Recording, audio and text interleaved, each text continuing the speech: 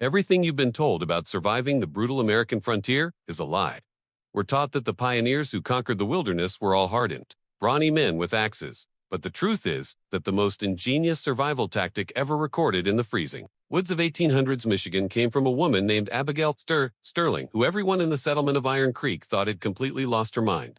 Imagine the scene in late 1844, where the wind howls like a wounded animal through the towering white pines, and the local farmers, led by a skeptical man named Silas Vance, are all busy building traditional, sturdy homesteads, while Abigail is doing something so bizarre, so seemingly backwards, that people are actually stopping their wagons just to point and laugh at the Sterling folly.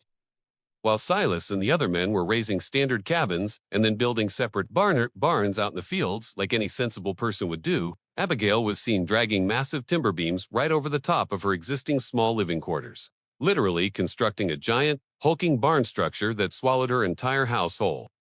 Silas Vance actually confronted her one afternoon, leaning against his fence post and shouting over the sound of her hammer that she was wasting her winter wood supply on a roof that would just trap the smoke and turn her home into a giant tinderbox. But Abigail didn't even look up from her work, simply wiping the sweat from her brow and continuing to hoist heavy cedar planks into the air.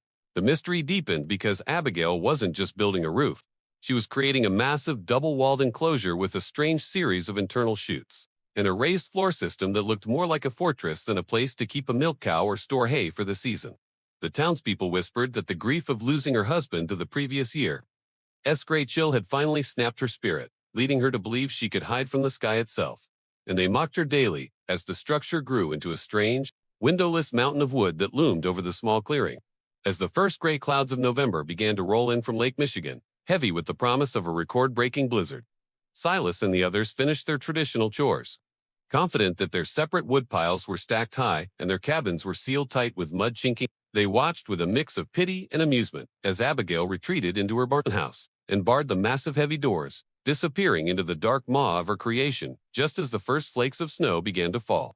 Nobody realized that Abigail hadn't just built a barn. She had engineered a primitive, brilliant thermal vacuum that was about to turn the laws of frontier survival upside down.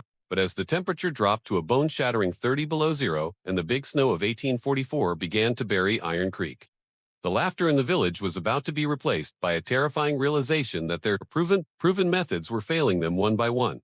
The storm didn't just fall. It descended like a heavy, white iron curtain that stayed dropped for 3 straight weeks, burying the valley under 6 feet of packed ice and snow.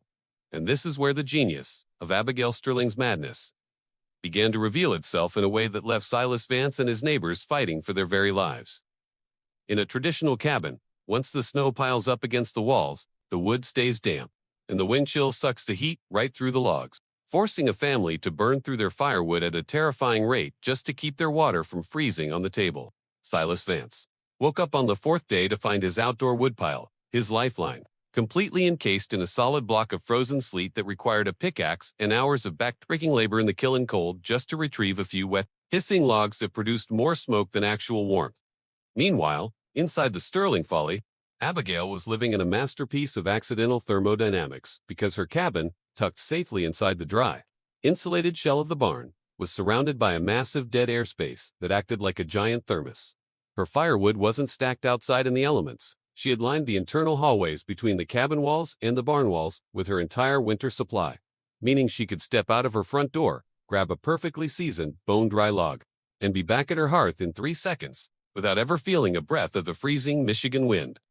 Because the barn protected the inner cabin from the direct impact of the snow and sleet, her logs never grew damp, never rotted, and caught fire with a single spark.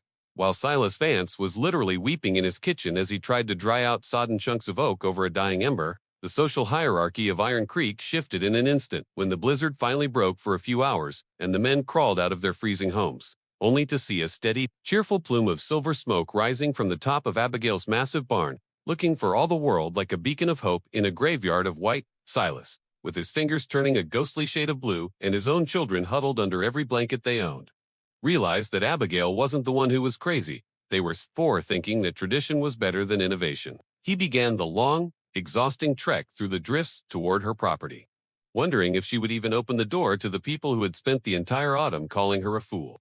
But as he approached the massive wooden structure, he noticed something even more unsettling. There were no tracks leading out, and the silence coming from inside. The Sterling folly was heavy with the secret that Silas was unsure he was ready to face. When Silas finally reached the heavy barn doors and hammered on them with his frozen knuckles, the wood felt strangely warm to the touch, and when the heavy latch finally turned, he wasn't met with a blast of icy air, but with a wave of dry cedar-scented heat that nearly knocked him off his feet.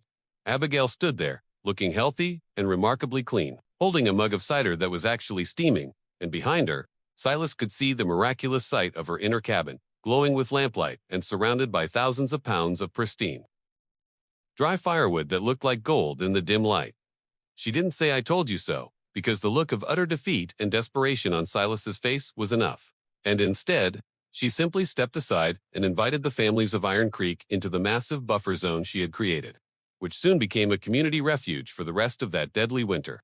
This story survived in Michigan folklore for generations because it proved that while the strong were busy following the old ways, the smart were busy rethinking the world. And Abigail S. Barnevert cabin design eventually inspired a brief movement of enclosed homesteading in the upper Midwest. It turns out that by building her barn over her house, she had eliminated the need to ever shovel a path to her livestock or her fuel, saving thousands of calories of energy that her neighbors wasted just trying to stay mobile. The Sterling Follies stood for another 60 years, a monument to the woman who let the world laugh at her while she stayed warm and dry, reminding us that sometimes the most insane idea is actually the only one that works when the world turns cold. If you enjoyed this deep dive into the hidden gems of American history, make sure to hit that subscribe button and ring the bell, because we re-uncovering stories like Abigail S. every single week that the history books conveniently forgot to mention. We're a small channel, and your support truly helps us keep these archives alive. So leave a comment below. Would you have been one of the people laughing at Abigail, or would you have seen the brilliance in her plan? Thanks for watching, and stay curious, because the truth is usually a lot more interesting than the legend. Would you like me to generate a thumbnail concept or a list of tags for this video?